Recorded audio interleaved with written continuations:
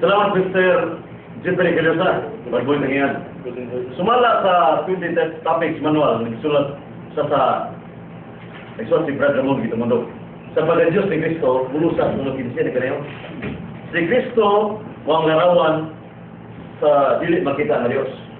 Tawag asa may Diyos ni Brad Ramon? Kinalarawan o kinagilarawan? Tungkol kay si Kristo, hingpit man nga larawan sa Diyos. Iiskutan niya ako sa Colosas 1:15 ngadto 17. Mr. Brother, kategorikal ang pangutana. Asa ang Diyos ni? Kinalarawan o gilarawanan? Akala niya, so, Hindi man na categorical. Hindi na matubag ko oo o dili. Hindi papili ko na yung asa. So it's not categorical. Question. Specific mo pangutana. tandaan mo Oo lagi. Ako na niya, asa may nunjus ini ang larawan o ang gilarawan. Tungkol kay si Kristo, hingpit man nga larawan sa Diyos. Kana mahitabo lamang kung siya nagupot usab sa kinaiya sa pagka-Diyos. Una ang larawan, si Kristo nga mong larawan sa Diyos, Diyos, kung ang iyang gilarawan nga mong amahan, Diyos usab. Asa mabasa sa Biblia na kanay mong gitubag doon. Ay mong sita nga si Kristo may hingpit na gilarawanan. Asa gilarawanan? Mabasa ba sa Biblia, Brad Boy Tangian? Mr. Brito? Ang hingpit nga larawanan. Mo sa gilarawanan? Tubag. Masabot ka na nimo. Diha sa nagsunod nga pahayag ni San Pablo, Colosas 1:15 pa na, ilahos nagbasa. Nga sa versikulo 16-17. Nya ako'y basa nini, kaya ako maning katungod sa pagtubag. Nagingon nga, si Kristo mo makita ang larawan sa dili makita ng Diyos. Siyang panganay anak ug labaw sa tanang binuhat. Kay pinaagi kaniya. Gibuhat sa Diyos ang tanan nga niya sa yuta, makita og dili makita. Mga gahong o espirituhanon, mga punuan o mga hari, ug ang tanan nga nagmandok. Gibuhat sa Diyos ang tanan, pinaagi kaniya. Ug alang kaniya. So nagisgot niya sa duha ka kausa, ang instrumental cause pinaagi kaniya, ug alang kaniya as kausa ultima. Diha na siya sa wala pabuhata ang tanang butang. Ug diha kaniya ang tanan himutang sa ilang hustong dapit. Mga hingpit nga gilarawan diya. Inetero ko hingpit na yung gibata. Oo lagi na nga sa Colosas 1:15 giimo diha, mo may teksto nga mo kudlo. Kaya kung di pasamot nimo nga ang interpretasyon na di pa isita sa San Pablo sa 16:17.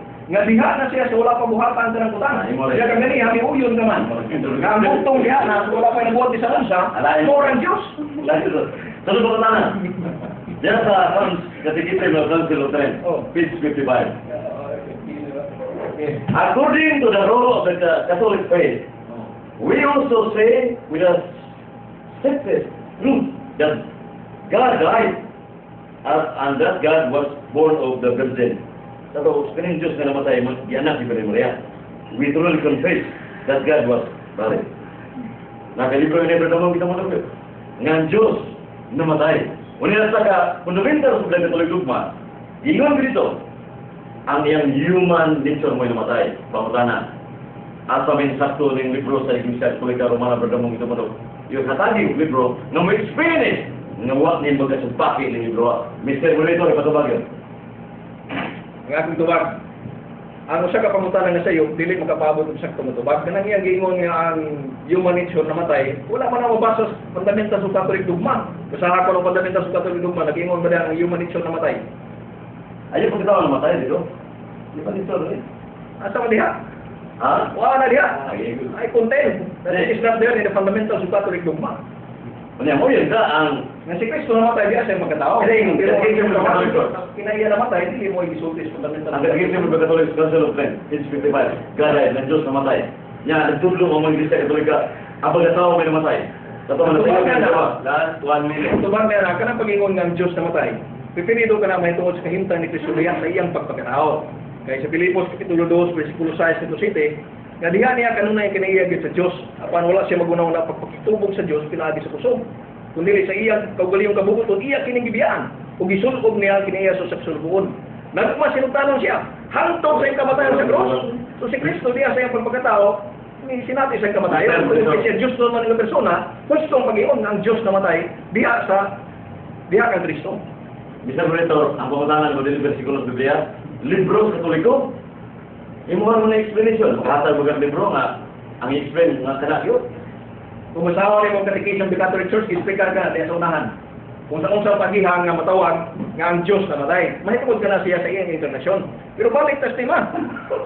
Yun na. Kita lang yan. Ay, Madalas na dinutrin. 5 minutos nga pamsikit-sukit sa ikasibo, may ikasibo. Wala na. Ngayon, ang ikasibo na siya, marong siya sa iyang 5 minutos. Dan salamat, Mr. Moderator Brad Boy Tengian, Brother Benito Mundok, sa Spanya. Adres sa Silo. Ang atong pamagana yun sa Kurusa Sunog 15, sa Second Standard, dibase ni Manual Apologetics.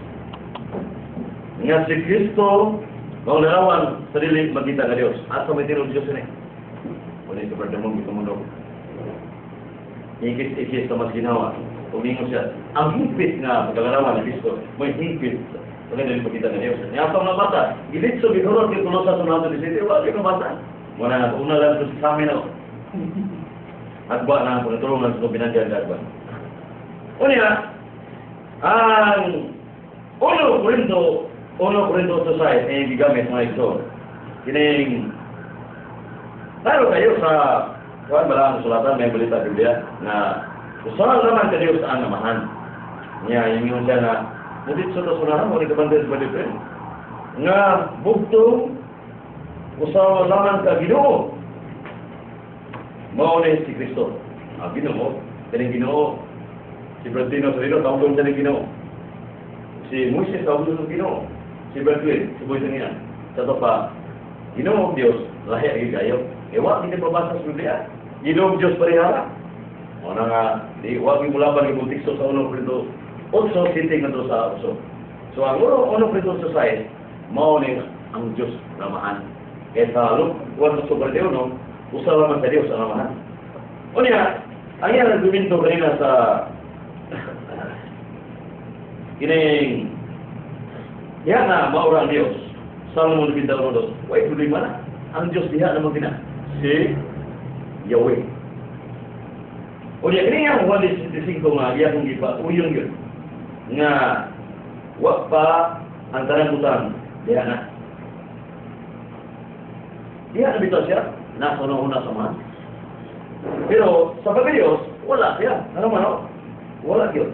Huwag mabasa, 1:25. Di mana na to, ang Biblia. Matubay niya kanina, dili masayip, 1:25. 2 Timoteo 3:16, ang tibok kasulatan, isulat pinag-isalamdan sa Diyos. Ecclesiastes 34:8, impit kinupulong sa Diyos. Yang Biblia dili unaan, dili tuhan. Pinili ko Diyos sa solusyon ng Deuteronomio 4:2. Ang butangan yung 1:25, Diyos ni Kristo, muli mabasa na. Dumagal sa pinanggan na ito, berda mong itamundo, na Diyos ni Kristo, 1:25, huwag may Diyos mabasa. Asa may tuwan doon, masabot, mabasa yun. Kaya sa 2 Corinto 1:13, read and understand. So we believe what is asun po ang mabasa. Wala kayo nagmasabot. Muna nga, ang 1:25, huwag ginulapan niya. Laban sa Iglesia ng Cristo kay iatras mo 13, ang bugto ng Diyos. Huwag yung mamahal si Yahweh. Kaya wala kita nabasa sa balang kasulatan nga Diyos ni Cristo. Literal pa, kaya Cristo Diyos. Ngita kong bersikulo ito sa Muhammad. Na straight yun, isuat yung verso prende, ang hospital natin. Si Cristo Diyos. Asa ni mga sa bersikulo wagi. Kunya, Exodus 3, atong balikon, nga sa 3, atong mamahan labing lumanan, huwag ilahin. Sa 3, mga ito, sumala, Brad Bin, ang oras ya? 1 minute. Sa 3, God Almighty. Pero, muna nga, kinahanglan ng kahatag siya, mga equal nila, kaya umingon sa 1:60, ako umato sarap. Na God Almighty mga mga. Atagi ko, na God Almighty sa nanak. Literal po literal. O niya, matubay niya na, ano po mga tos examen, na igamit akong libro sa Iglesia Katolika Romana. Kining, Catechism of Council of Trent, page 55. Ang Diyos namatay. Na rin Diyos mamatay. Mamatay ang Diyos, di mo namatay, espiritu mo lang. Huwag lawas ng buko. 1:24, Lucas 24:39, ang Diyos si Kristo, huwag kamatay. Kung Diyos, huwag Kristo, namatay lang. Kaya, Kumana ang katuwang balog na sinugulot sa Christian Cristo. Kaya, pasakot siya, espiritu po siya sa negative side, nagkatuloy ko sa Ramon sa mundo. Suot po sa 5 minutos, nasko sa ikat pa niya Christian Cristo. Akong pangutana, imo maginigar ang Juan 16:5 si Kristo diya nakauban samahan. So wala pa'y nabuhat sa mundo sa pinaagis Panginoon. Nadiha na siya sa hunahuna samahan. Ang pangutana, so wala yung pagkuha o pagpuno sa nasuwat ko lang ang kasulatan.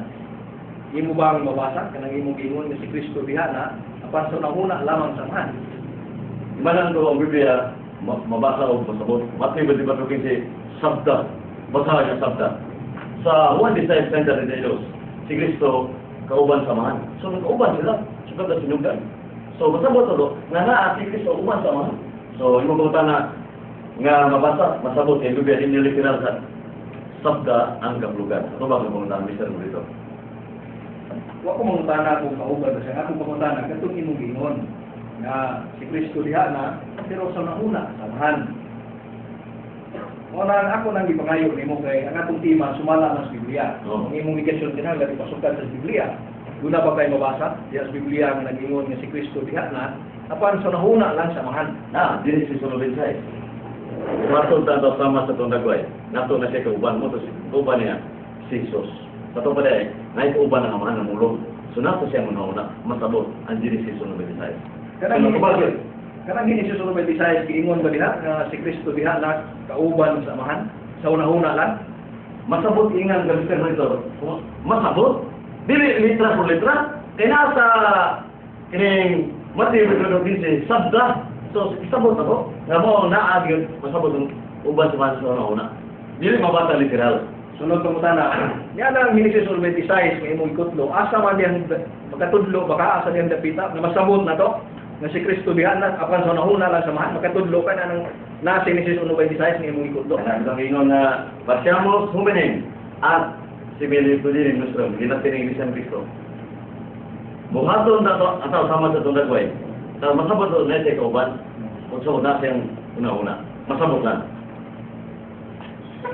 Yan ang pagiha kaya kamahan na mong man buhaton na to. Buot ba ning masabot nga siya nagigsulti sa iya ra kaugalingon una-una? Ang pangutana na natubag na, hindi na ay balikon sa pagpungutana. Wa ka mabalik, kasi mayroon pa ito na kung ipungutana ni mo. Follow-up ka na pungutana, kaya ingon ka man nga masabot na to, kaya ingon ka man nga buhato na to, sa tukaduna sa istorya. Pero ingon ka nga, diha naman sunauna ra. Mga nga itong pangutana, buot ba na mong sabton karon? Nga, pag-ingon na buhato na to, nga mahal na istorya rin, sa iyang pagbaling mo na-una. Mo lagi. Mo na yung interpretation sa Christian Cristo. Ikaw may interpretation ng Cristo sa Christian Cristo. Natunggalan na si Christian Cristo pagtubag. Na natunaw na samahan si Cristo. Oh, so di ka makapugos no. Na ikaw may iglesia ka ron. Di ka lagi mo nagtubag mo na kung tatapag ka. So wa ka na mag-prueba maka-ligar na si Cristo na wala ba ni mga Diyos ang Juan 16:5. Gusto naman I will appeal, no? Ang atong katapusan pangutana, kategorikal, matubag na sa buong dili. Yan ang pagkastorya sa iyang tubag, buot pa ng sakton na si Kristo naging istorya rin ay sa iyang kawaling una-una. Yes or no? Mr. Ako na katungdanan sa pagtubag. Ako na nagtubag ganyan. Brother mong kilometro. You cannot ask the same question that already answered. Sunod pangutana. Okay. Diya sa Daltogon, sa Deuteronomio Kapitulo 6, versikulo 4, ipahayag ang pagtuo sa Israel. Ang usara ka Diyos o sa Ginoo. Tinuon ni o iyong supaton? Last 1 minute. Ang Deuteronomio 6 nga to sa Patron. Ang sima sa Israel. Ang ilang confession of faith. Ang usara ka Diyos o sa Ginoo. Tinuon ni o dili? Ako nasulat sa Biblia nga nang imong ibata, tinuon na, gawa mo pa sa mga nga ang pagka-Diyos mo Ginoo pareha pero may mabasa yun. Imo kayo lang nga kanang usa ka Ginoo mao ang Diyos. Basahin ko. Imo ba mo yun nga kanang usa ka Ginoo mao ang Diyos suma sa Deuteronomio Kapitulo 6 versikulo 4. Ang dahil kasi ko mo yun kay ang Ginoo dahil doon sa Diyos kung tayo mabasa. Na kini Ginoo Diyos mao ra. Ang akong pangunta ni specific suma sa Deuteronomy 6:4. Ang usa ka Ginoo diha maubang Dios imo ba nang uyunan ang imong suba. Ato sa masawag, Mr. Moderator, determinyo, saya. Kat, ang oras mo? Besar man. May mo iya mong gitugot ay mo. Ako din natunggalan. Ayaw naman. Ha? Patay ang oras ito. Ha? So, hanggang Wala na, no? ang tanda baka Ate ba pala? ato amigo ka kaya na Catholic Independence State sa Rizal Lucas Cristo. O karon, yan po sa iyan sa barok. So, siya po sa 5 minutos. Ang iba. 3 minutos naman mo. 3 minutos sa rebuttal speech. 5 nilang ano? 5. 3 minutos sa rebuttal speech sa sumasa kaganda ang affirmative side o yung unang sulti at ang sa mga sulti. Meron po sa 3 minutos na rebuttal speech sa negative side ng Christian Cristo si Rani YD Pililapin niya natin ang yapon Christian Cristo na siya.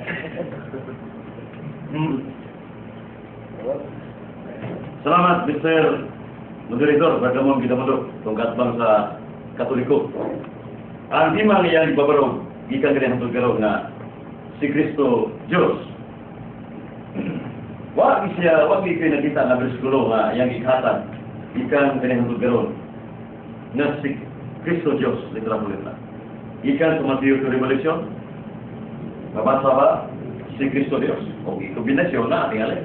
Pero straight, wag ginay mabasa. So mga wag yun.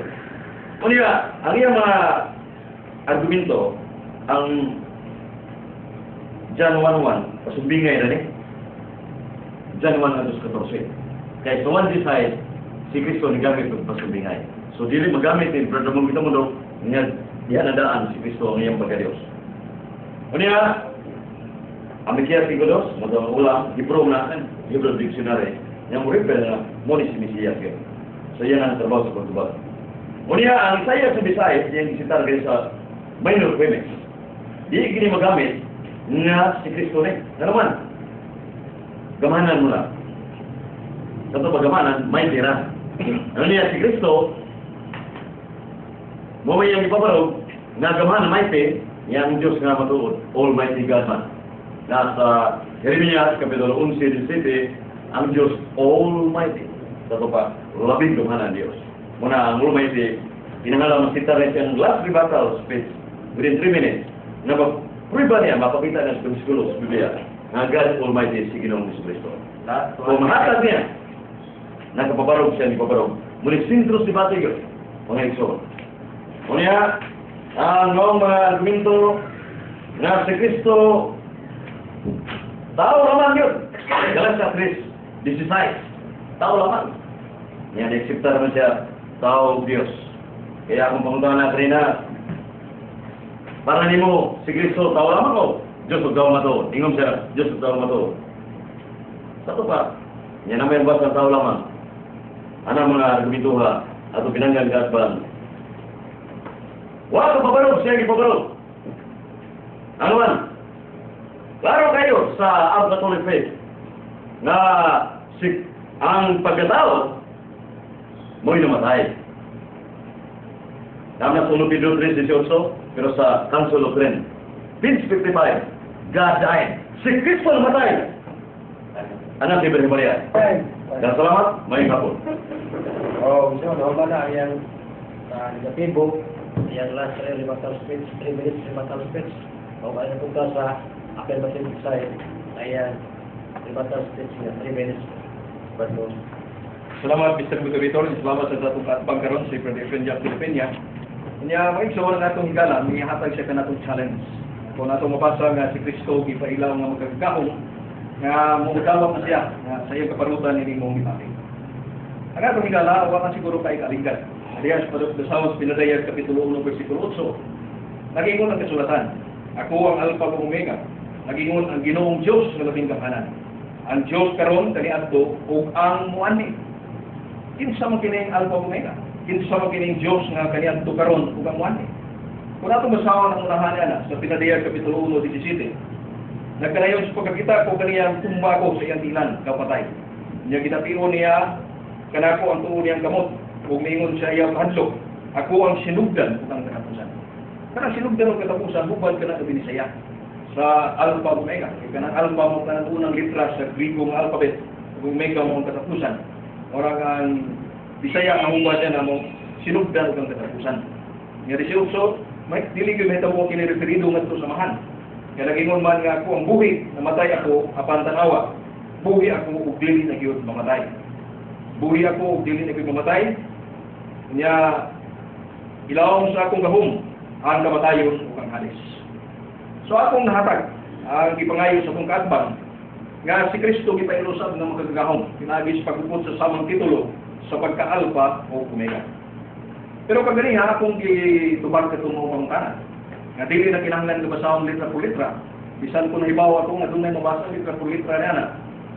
Kay akong gitubag nga kung si Kristo gipaila sa 1 Corinto 1:24, siya mong gahom o kaalam sa Diyos. Kung ang Diyos magkagahom, na nang gahom o kaalam magkagahom. Kaya ito higala, kung ang gusto na niya interpretasyon, nga si Kristo, gahom o kaalam o mananigara, pero dili siya magkagahom, kawas ng gahom sa Diyos, dili magkagahom. Sa kanakadakog kayong panagsumpaki. Sa akong pagpabarog ng debatiha, akong ipahilunat sa duha ka dagkong premise. Nga ang bugtong pagkamawagadihanas wala pa naboti sa unsa, maurang Diyos. Akong napamatutaan, pinasukan sa palang kasulatan, nga ang kasulatan nagtudlok na si Kristo dihanas sa wala pa nabuhat sa unsa. San Juan Kapitulo 1, versikulo 1 sa 2, ang nga itong higala may kong nakinisiya pasumbingay. Tingali, alam sa higala, kinisiya tulo sa 1:15-17, pasumbingay sa ni. Kana siya mo'y klaro kayong paglihay sa buot niyang likaya. Kaya klaro kayo na diha sa 17, Kolosas 1, diha na siya. So wala pabuhata ang tanang-utang. Kusa nga itong kaatbang wa makanigar sa akong minor premise, wa iyang gidawat ang major premise, kusa ka akong pagbarog karon, wa yun niya mamusahan. Kaya mga ito, nakuha na. Nakuha na yun. Ang akong debate tali sa dalawa ka magalang tugi sa ministro, sa Iglesia ni Cristo, na mga si Brad Pinya, sa Pagkainakbang ng Catholic Presbyterian si Brad Ramon, dito mundo. O karoon na lang, yan na nanaw sa iyong tansa ka na television, Hinsay, Ilaw, o Kaya salamat sa pagtanong ko ilaw o ay hapon wala itong ganan. Sige magpaka sa mga libanyon. Pagdamon sa